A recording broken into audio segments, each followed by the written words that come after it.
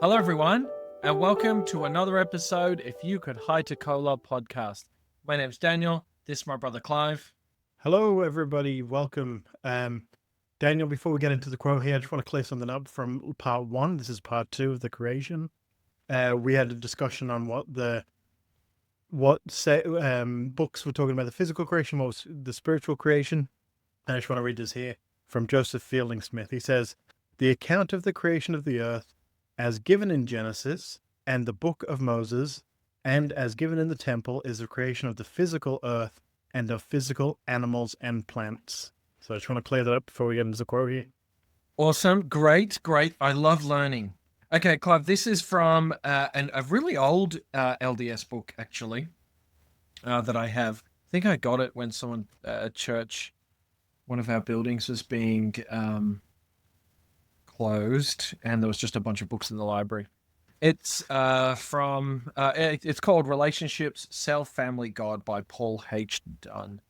Anyway, just a little bit in here. This is about what are you? Do not misunderstand. We do know who we are and why we are through revelations from God. And there is an attempt to summarize those answers in these early chapters. This is a great book. But what you are and what you will become is yours to decide, and that agency will be the root of your eternal reward or your eternal regret. And this talks about most closely aligned to last week's episode, where we understood the plan, we acknowledged the plan, and now we have an earth being created. We're talking about the creation as according to the plan. So your agency is yours to decide. It will be the root of your eternal reward or your eternal regret. Okay, Clive, why? Maybe give us a little summary. If not, if people are listening to this and they haven't got a chance to get through all of part one, I would suggest you try to. Sometimes that's not possible. So give us a little summary, because we specifically finished at time zone or period 6. So we're closer to the end. Take us through what we've already learned. Okay, so we talked about the creation and the steps of the creation. Day 1, separating the light from the dark. Day 2, dividing the waters. Day 3, gathering the waters that are on the earth to the areas to make dry land. And with that dry land, on the same period of time, plants, trees, grass, herbs, fruit wielding trees, all put in the earth. Day 4 was when the sun and the moon was created. We didn't quite conclude our agreements on if the earth was put with the sun and the moon at that time, or if the sun and the moon were created and put in a different spot. Day 5, the sea creatures and the fowls, the winged fowls, not specifically the flying ones, winged fowls. Then day 6 is where we left off. We finished off talking about how the animals and insects and all them were placed upon the earth, taken from another realm and placed on the earth. Okay, well, let's keep going. So we're on 6. What's now? Okay, so still on sixth period of time. This is when man was also put into the earth. And you'll read as you go through that day 7 also talks about man being put in the earth. So I want to clear that up now of what that is. So man was placed in the earth on the 6th period of time, not put in the Garden of Eden on the 6th period of time, put in the earth. So this is clear in Moses. It talks about it in Genesis as well. But in Moses, it says that well, it's a bit confusing, right? Because in 26:27, it says, "I, God, said unto mine only begotten, which was with me from the beginning, let us make man in our image." So this is where we sort of get the idea that man will be created in his own image. Let's make man in our image after our likeness. And it was so. And I, God, said, let them have dominion over the fish of the sea, and over the fowl of the air, and over the cattle, and over the earth, and over every creeping thing that creepeth upon the earth. Right. Quite clear. That's what they want to do. And I, God, created man in mine own image. In the image of mine only begotten created I him. Male and female created I them. So if you read this, you go, okay, this is when man was created. But then if you think about it, you go, well, hold on. Adam was created first, then Eve was created. So this can't be the actual creation of man and woman. But it says it quite clearly there. So I think to help us understand clearly, so we need to understand who Adam was and where Adam came from. Now, you mentioned in part one, Daniel, of this, that the animals weren't created out of nothing. You look at all of God, the things that God has done, you look at all the miracles, nothing was created out of nothing. Even the fact that the blind man, Christ spat on some dirt, rubbed dirt in his eyes, and became to see. That's just an example of using a physical thing to create something to happen. Water into wine, the wine just didn't appear out of nowhere. Everything is made with something else. So animals came to earth, they weren't created out of nothing, in the same sense that Adam was created out of something. And I want to read something by Joseph F. Smith, which you can read for yourself if you look at the Deseret newspaper from December 27, 1913. He says, man was born of woman, Christ the Savior was born of woman, and God the Father was born of woman. Adam, our earthly parent, was also born of woman into this world, the same as Jesus and you and I. So really fascinating there that it says quite clearly that Adam was not created. Now, we can look and I can prove this as well, Daniel, and I don't want to take too much time trying to prove that what the apostles and prophets say were right, but it does talk about how Moses was also born the same way that Adam was born. So do you know, here's a question that I don't want to trip you up, but do you know the name of Moses' parents? Moses' real parents? Yes. Jethro? Zipporah? That's No. that was his wife's parents. Oh. His father's name was Amrak, and his mother's name was Jochebed. Or Jochebed, sorry, to the wrong. Maybe Jochebed. Maybe Joch is how it starts. Maybe Jochebed. Okay, so we know that he has parents, okay, but this is how it's described in Moses that Moses was created. This is Moses chapter 6, verse 59. And inasmuch as ye were born into the world by water and blood, and the Spirit which I have made, and so became of dust a living soul. So if Moses became of dust a living soul, but was born the same way as we are, I think that just shows there that Adam was clearly, obviously born, and obviously what Joseph Fielding Smith said as well. So few evidences there that just make a lot of sense. And so what you're saying is then he's placed in the garden, and that is when he has the forgetfulness put over the top of him. Yeah, exactly. He was placed in the garden. So if you want to read Moses chapter 3, verse 8, that'll explain what happened to him after. And I, the Lord God, planted a garden eastward in Eden, and there I put the man whom I had formed. So man had already been formed, and he was planting him there. So yeah, exactly. The way you emphasize just then, formed, it was already formed. He was placed in the garden. Moses chapter 3, verse 15 explains why he was placed in the garden. Well, he was placed in the garden so in verse 15, and the law, and put him in the garden of Eden to keep it, to dress it and to keep it. So he was already in the earth, or he was already at some place. He was born of parents and then placed in the garden. Now, I mean, my idea, the way I see it is the earth maybe is Eden, and the garden itself is a garden in that. And inside that garden, that's where he named the animals. That's where the tree of knowledge of good and evil, the tree of life is in. And so that's sort of that idea there. And then it has to be a physical location, the garden, because there has to be the fact that they are kicked out of it after they partake of the fruit. So it all sort of lines up quite well, obviously, because it's scriptures. Clive, I want to take you to Genesis. So if you can go to Genesis chapter 1, and I want to explore the idea that of Adam and Eve separately, if we can move on to that topic, because you're talking about man is born, or Adam is born, and man is placed in the garden. But I take no, that's not right. I don't take it as I'm trying to take man as man and woman, mankind. So they're both placed together. And I did some research. I am not scholarly on ancient Bible records, but man in Genesis 1:26, man in the original text means mankind, and Adam in chapter 2 verse 19, where it says Adam, they are both the same original word but grammatically different.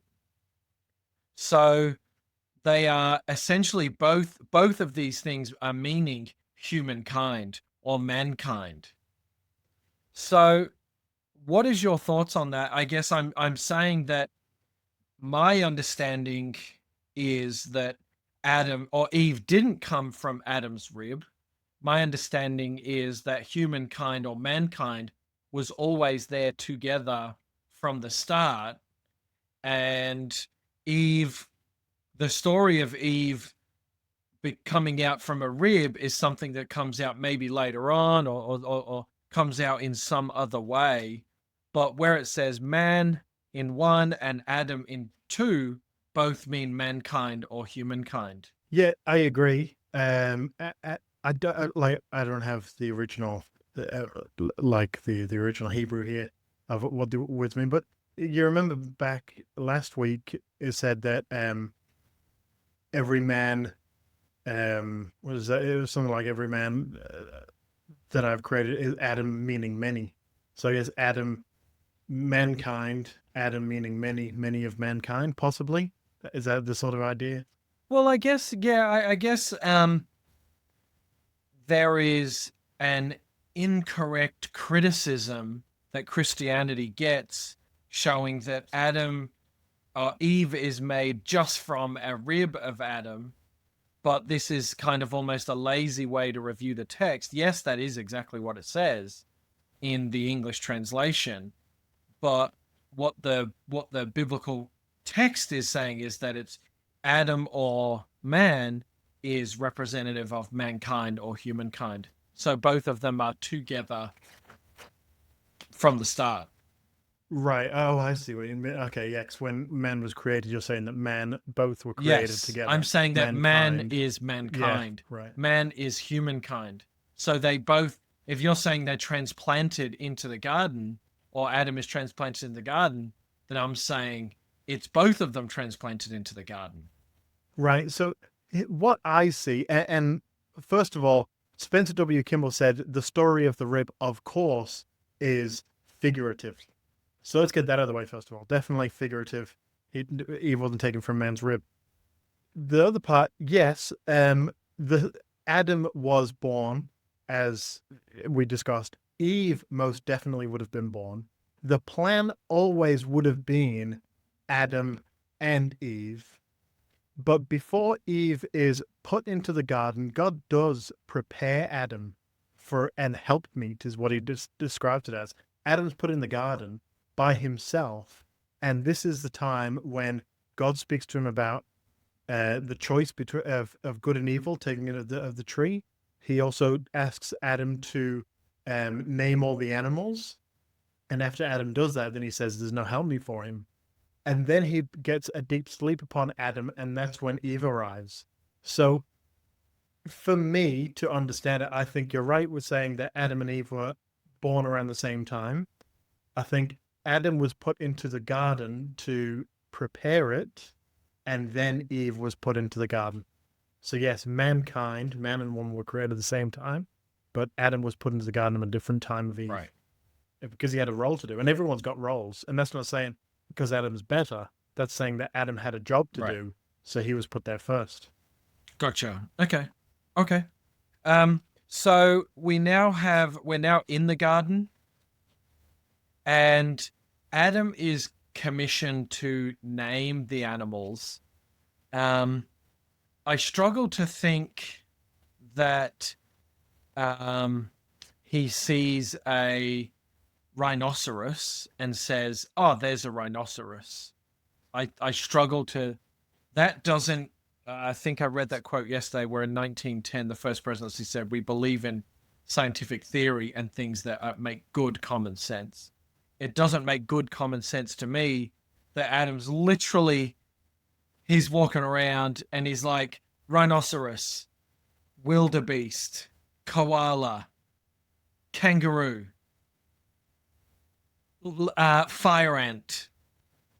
Like, I'm not seeing that to me doesn't make logical sense. What I'm assuming is that he is seeing things and putting them into some kind of family group. Like, oh, these are, these are mammals. Well, that's our word, but this is a family group of animals. This is a family group of animals. These animals are doing this. These animals do that. These animals are not the same. I'm imagining it's something like that. Do you know more about that? I don't know more about that, but that's exactly what I presumed as well, because the Lord says that each animal after its own kind. And so, yeah, and so Adam would be like, okay, well, after its own kind, okay, well, these are sort of dog-like, so they'll be sort of dogs, and these are bird-like, so it's sort of, like whatever words that he Yeah. used. Because you're right, because the words that we use now, they all make sense to words that exist. Okay, yeah, because I guess that can be something that it could kind of unstick someone. Well, it says he was told to name everything. The garden must have been a quintillion acres, and he must have been able to walk around all of it, because the animals that are found in the deepest caves. Did he go down there? You know what I mean? So I think, yeah, there's some further explanation for that one. Okay, what's next? Okay, so there's a couple of things. Well, there's something I actually want to clear up, and it might seem quite silly, but it's something that was brought up in gospel doctrine once, and I just want to clear it up that this isn't true. Okay, so when Adam was in the garden by himself, the Lord gave him not the commandment, I shouldn't say that. The Lord gave him this option, right? This is Moses Right. chapter 3, verse 12. But of the tree of knowledge of good and evil, thou shalt not eat of it. Nevertheless, thou mayest choose for thyself, but it is given unto thee. But remember that I forbid it. We'll talk about the importance of that part in a minute. I just want to clear up that I've heard it said that Eve didn't know about that because she wasn't there. It's true that she wasn't there at this time, but it's not doctrine to say Eve wasn't there, so she didn't know, so she took the fruit. Right. Again, it might seem a bit silly to say that, but if there's anyone listening that's unsure about that, I just want to get that across. Right. She was with Adam in the garden for who knows how long. I definitely would have known at some point not to eat the fruit. And they could have been in the garden for 100,000 years. They could have been there for a countless number. Could have been there for 3 months. Yeah, we really don't know. We know, or we roughly know, that they were let out around 4004 BC. Right. Roughly. That's quite specific, but okay, roughly. After the third full moon. We can talk about that next week, though. But yeah, so anyway, you're right. They could have been there for who knows. And the amount of time that were there is not the same amount of time here on Earth. So anyway, it's all relative. Something I want to ask you, Daniel, is this. It's in chapter it's in chapter 3 of Moses. Yeah. And it's Moses chapter 3, verse 9. I'll read it, Okay. and I want you to tell me what you might think it means. Right.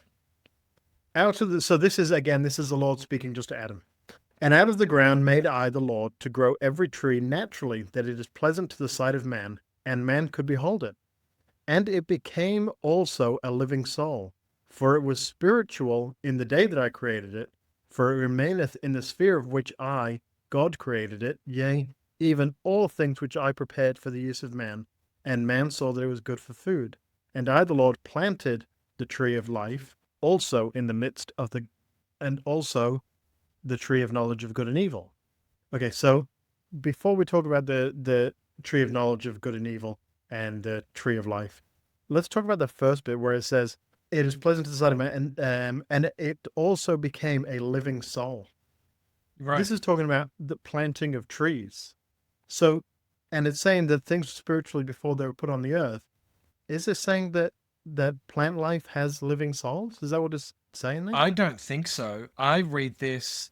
My understanding of this verse is this is a cult. This is Christ specifically cultivating trees, which become the tree of life and the tree of good and evil, the knowledge of good and evil.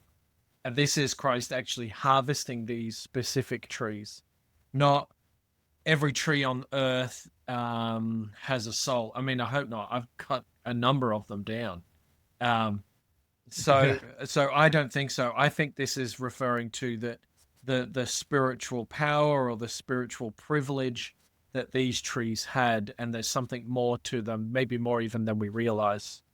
Yeah, okay, that makes sense. Yeah, I only just recently come across this and tried to understand what it meant, and because in my mind it was always because I created spiritual things first, and so it seems like spiritually it was created. But yeah, My my what you're my saying makes sense. idea, or my gospel according to Daniel, my theory. Of course, we've talked a lot about that. This isn't scientific evidence of how the world was made, but when the world was, one big supercontinent, the Lord, there was just one ocean, and the waters came up. Um, those worlds, as they became dry land, as we got dry land, there was seeds and there was an abundance in them. Grasses were able to grow. There was nutrients in the soil. Trees were able to grow. Oxygen is in the air, promoting flora and fauna, not necessarily them being planted like a living, breathing animal like your dog or these birds flying outside of my office here. So there's two trees. There's the tree of life. In Moses chapter 3, it says, and I, the Lord, planted the tree of life also in the midst of the garden, and also the tree of knowledge of good and evil. So there's these two trees, and then he goes on to talk about other places in the garden, and he talks about there's it caused a river to go out of Eden to water the garden. Sorry, this is Moses again, not Genesis. But it does talk about this in Genesis. But what is fascinating about this water, Daniel, is there's a really old, or there's a book called The First Book of Adam and Eve, and it speaks of this incredible sea that was put in the Garden of Eden. And this is where the myth of the Fountain of Youth comes from. Right. Because it was described way back before the Bible was edited or changed as there is a sea of water, clear and pure to the taste, unlike anything else. Through it, clearness, one may look deep into the earth. And so when someone washes in it, they become completely clean and white. And it's even said that any injuries that you have, you can wash in it and it'll clear these Sounds injuries. very Indiana I'm not saying Jones this. Yeah, I'm not saying this is doctrine. I'm saying this is the fascinating idea of where this myth comes from. And so, but it is interesting how it, like you said before, like the Garden of Eden could be thousands of hectares, who knows? But it's interesting that it talks about this river that's running through it. It's not talking about all the trees that were planted, but it talks about a couple of them. Talks about just interesting.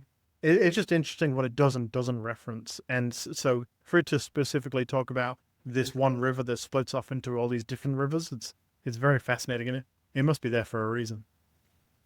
Okay. Do we want to talk about them more? I mean, we've been talking already for half an hour. What point can we get to? Well, where should we go? Where's logically for us to go next? I guess logically it would make sense to talk about Eve, I suppose. So we talked about Adam's being placed in the garden. We talked about Adam, actually, should we talk about the importance of the choice given to Adam about the tree of knowledge of good and evil? And it says here that thou mayest choose for thyself. Well, I've read this before, and I'm going to read it again. It's very important. This is this is Joseph Fielding Smith again, talking about the fall. The Lord said unto Adam, Here is a tree of knowledge of good and evil. If you want to stay here, then you cannot eat of the fruit. But if you want to stay here, then I forbid you to eat it. But you may act for yourself, and you may eat of it if you want to, and if you eat of it, you will die. There's a real big problem here with God. I mean, I say that in the most respectful way. God can't say to Adam, I need you to take of the tree of knowledge of good and evil, and then become a sinful person, because that's not the nature of God. God, at no point does God say to us, I need you to do something bad, or I need you to go down a path that's going to lead you to the wrong way. But also, it needed to happen. So God's there going, look, here is what it is. You can stay here forever, not progressing, not changing, never having children. Or you can eat of the tree of knowledge of good and evil. Once you eat of that tree, you will have sinful desires. You will become a sinful person. And so therefore you can't be in my presence anymore, but you will progress. So there's a choice there. Do you want to not progress and live with me forever, or progress and eventually live with me, but not live with me for the time being? So it's a delicate balance for the Lord. Could to say the how he explanation wants to that do we it. have in the scriptures, which do cross over each other, could they just be poor explanations of what was really said? I mean, we get the point. We get the point. The point is, take this and you're going to stay here, but you will limit your progression. And by limit, it will mean you'll have zero progression. Take this, your life is going to be challenging, but you can become like God. Eve obviously understood this doctrine. So therefore, I feel like it must have been taught in more detail than we have. Yeah, I most definitely agree, and we'll definitely talk deep into that next week when we talk about the fall.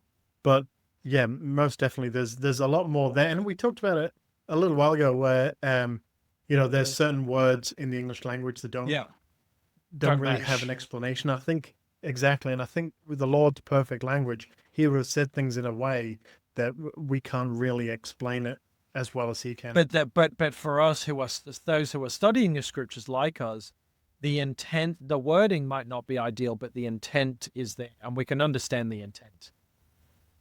Oh yeah, definitely. The intent is you have a choice.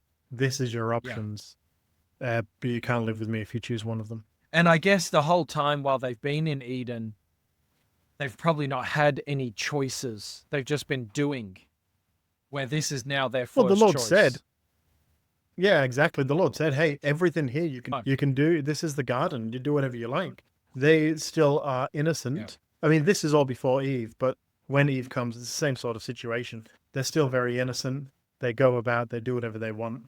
And yeah, and it sort of ends with Eve, and we talked about that already, that a deep sleep came upon Adam, and then when he awoke, a woman was there, and it's sort of the figurative idea that the rib was taken from him is really to explain how close he is They to were this woman, one. because They were of humankind. they were because he'd just finished naming all these animals. So the Lord had really had to explain to him, this is of you.